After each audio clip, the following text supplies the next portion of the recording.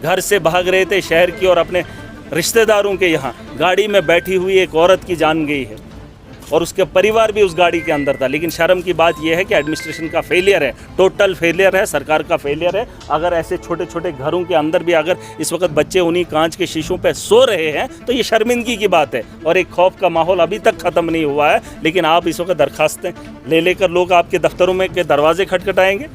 अरे इन हालात में अगर आप लोग इन लोगों के साथ खड़े नहीं होंगे तो फिर सरकार और एडमिनिस्ट्रेशन का क्या काम। अभी मैंने एसडीएम साहब से बात की है, उन्होंने कहा है कि एप्लीकेशन दें। एप्लीकेशन की बात नहीं होनी चाहिए, ये हमारी जिम्मेदारी बनती है। हम जिम्मेदार, मैं अगर डोडा से उठकर यहाँ उरी के अंदर आ सकता हूँ तो यहाँ के डिपार्टमेंट का एक छोटा सा मुलाजिम असेसमेंट नहीं कर सकता। इन्होंने इतने घोटाले नरेगा के अंदर किए, जो पुल बने ही नहीं, उन पुलों का असेसमेंट करके करोड़ों रुपया खा लिया। ये तो घर टूटे हैं, उनका असेसमेंट करने के लिए अभी एक टीम आएगी 20 दिन के बाद। अरे ऐसे काम नहीं चलेगा। और उमर साहब से मैं गुजारिश करना चाहूँगा, जो यहाँ के कंसर्न एमएलए हैं, सरकार में बैठे लोग हैं, कम से कम ये शर्म की बात है और ये हमारे हाथों में है। और अगर यहाँ पर आ रहे हैं बड़े बड़े लोग जिनके हाथ में ताकत है, वो इनका अजाला कर सकते हैं। लेकिन अगर फिर भी इनको एप्लीकेशन ही लिखनी है तो फिर उधर से गोला बारूद और बरसा दो, ताकि ये उठने के काबिल ना रहें, बोलने के काबिल ना रहें। इनकी ज़ुबानों को लगाम ही लगा लो ना, एक ही बार ख़त्म कर दो। ये गोले बारूद का कोई एग्जैक्ट निशाना नहीं, पाकिस्तान तो अनाधुंध बारूद बरसा रहा है, किसको पड़ रहा है किसी को फिक्र नहीं है। लेकिन जो भी भाग रहा है उसकी मौत हो रही है और यहाँ पर ऐसा ही वाक़या हुआ है। कोई बात नहीं, वो आएंगे, उनको दिखाना, वो एस्टिमेट करेंगे। ये नुकसान है। यहाँ पे लोगों ने कहा कि टीम आई, नीचे से चले गए वो लोग। यहाँ पे काफ़ी जगह, ये सबसे बड़ी बात तो शर्मिंदगी की ये है कि सरकार ने अभी तक रिलीफ नहीं दिया। कुछ एनजीओज़ हैं जो काम कर रहे हैं, कुछ लोकल्स हैं जो लोगों को रिलीफ देने का काम कर रहे हैं। ऐसे इलाके हिट हुए हैं जहाँ गरीब परिवार हैं, जहाँ उनके लिए रहना भी बड़ा मुश्किल है और ना ही उनके रहने का अभी तक इंतज़ाम हुआ है। छोटे छोटे घर हैं जो डैमेज हुए हैं, एक खौफ का माहौल है, छोटे बच्चे हैं जो वहाँ पर बैठ नहीं पाते हैं। मुझे तो शर्मिंदगी इस बात की है, सरकार से पहले आवाम अपना हाथ बटा रही है आवाम के साथ। अगर सरकार भी है तो असेसमेंट करने के लिए अभी भी लोगों को उनके दफ्तरों के दरवाजे खटखटाने अगर हैं तो फिर एडमिनिस्ट्रेटर का क्या काम रहता है। मुझे ये बहुत ही दुख के साथ कहना पड़ रहा है कि फेलियर है, ये फेलियर है सरकार का, ये फेलियर है एडमिनिस्ट्रेशन का, कि लोग अभी भी मुझे आज इतने दिनों के बाद ये कह रहे हैं कि अभी तक असेसमेंट नहीं हुआ। मैं तो चाहता था अभी तक लोगों को रिलीफ मिल गया होना चाहिए था, लोगों को कहीं बैठने की जगह दे दी होनी चाहिए थी। अभी भी कांच के शीशे वैसे ही पड़े हैं, छोटे छोटे टुकड़े अभी भी वहीं पड़े हैं और वहीं पे उनका परिवार बैठा हुआ है। ये अफसोस की बात है, ये शर्मिंदगी की बात है। और एलजी भी अगर यहाँ पर पहुँचता है, सीएम पहुँचता है, और उसके अलावा इतने दिनों के बाद अगर मैं भी आता हूँ और वही हालात देखता हूँ तो क्या बदलाव लाया हमने। बगल में ये कौन सा बॉर्डर रहता है यहाँ पे, हाजी पीर, यहाँ से कोई 3 किलोमीटर की दूरी पे है, 3 किलोमीटर की दूरी पे है। ज़्यादा से ज़्यादा अगर आप एरियल डिस्टेंस इसका देखेंगे हार्डली 5 किलोमीटर होगा, नहीं 5 मान के चलिए, थोड़ा पीछे से। लेकिन फिर भी यहाँ पर जो डैमेज लोग हैं उनके बारे में कोई परवाह नहीं, उनके रहने का कोई इंतज़ाम नहीं। और अगर यहाँ पर आ रहे हैं बड़े बड़े लोग जिनके हाथ में ताकत है, वो इनका अजाला कर सकते हैं। लेकिन अगर फिर भी इनको एप्लीकेशन ही लिखनी है तो फिर उधर से गोला बारूद और बरसा दो, ताकि ये उठने के काबिल ना रहें, बोलने के काबिल ना रहें। इनकी ज़ुबानों को लगाम ही लगा लो ना, एक ही बार ख़त्म कर दो। सरकार के पास ये चीज़ें समझना बहुत ज़रूरी है। आप बंकर नहीं बना कर दे रहे हो, जहाँ बंकर के लिए लोग जाएंगे बचने के लिए शहर का रुख करते हैं, रास्ते में किसी में गाड़ी की मौत हो जाती है।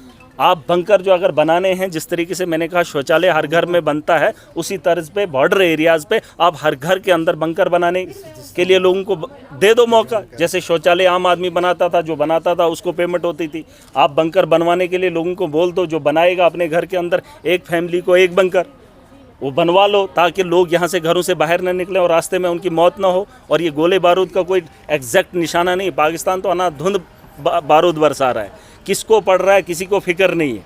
लेकिन जो भी भाग रहा है उसकी मौत हो रही है और यहाँ पर ऐसा ही वाक़या हुआ है।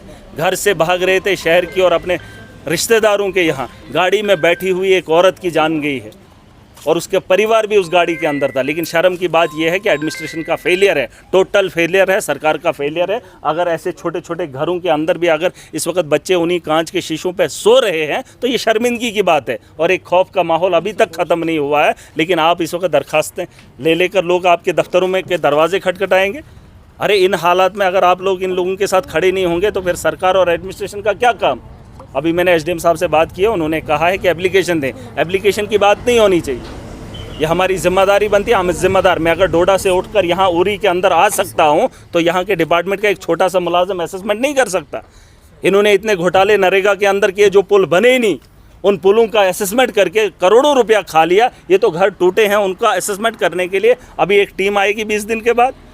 अरे ऐसे काम नहीं चलेगा। और उमर साहब से मैं गुजारिश करना चाहूँगा, जो यहाँ के कंसर्न एमएलए हैं, सरकार में बैठे लोग हैं, कम से कम ये शर्म की बात है और ये हमारे हाथों में है। अगर हमारे हाथों में है, उस दौरे से बेहतर है इन लोगों का अजाला नकदी कर लीजिए, जैसे एनजीओ काम कर रही है, यहाँ का नागरिक काम कर रहा है। और ये जो बच्चे हैं, इनके हालात देख लीजिए, स्कूल नहीं जा पा रहे। आज स्कूल लगे हुए हैं, क्या पढ़ेंगे ये? क्या मुस्तकबिल इनका दे रहे हो?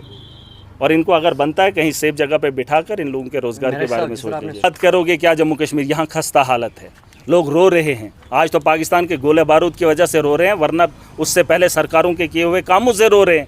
जनाजा निकाल के रखा है इन लोगों ने। स्कूलों की हालत खस्ता है, सड़कों की हालत खस्ता है, और लोगों के जो ज़रूरियात की चीज़ें हैं उनमें नाकाम रही है। अब सरकार बनी है, सरकार को इस पे काम करना चाहिए। ये कोई नई बात नहीं है, उड़ी के सेक्टर में ऐसा हुआ है। मैं पुंछ गया, मैंने वहाँ के हालात देखे और शहर के अंदर बारूद बरसा है।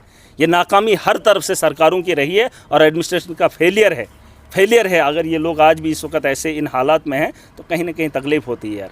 आप देख लीजिए, इनको जब पैसे निकालने होते हैं, कुछ भी करना होता है, आप देख लीजिए ना इनके काम।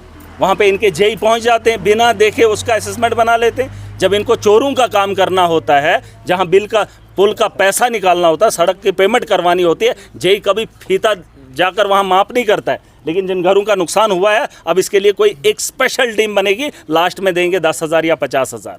और ये जो करोड़ों का घोटाला रोज़ करते हैं, उस घोटाले का हिसाब आज तक ये दे नहीं पाए। यहाँ बगल में पावर प्रोजेक्ट बना है, 5 किलोमीटर के अहाते के अंदर उनने डेवलपमेंट करनी थी, उनने स्कूल बनाने थे, वो तो 33 kV की तार छतों से लेकर आए हैं और टोचन करके उसको ऊपर से बिठा दिया है।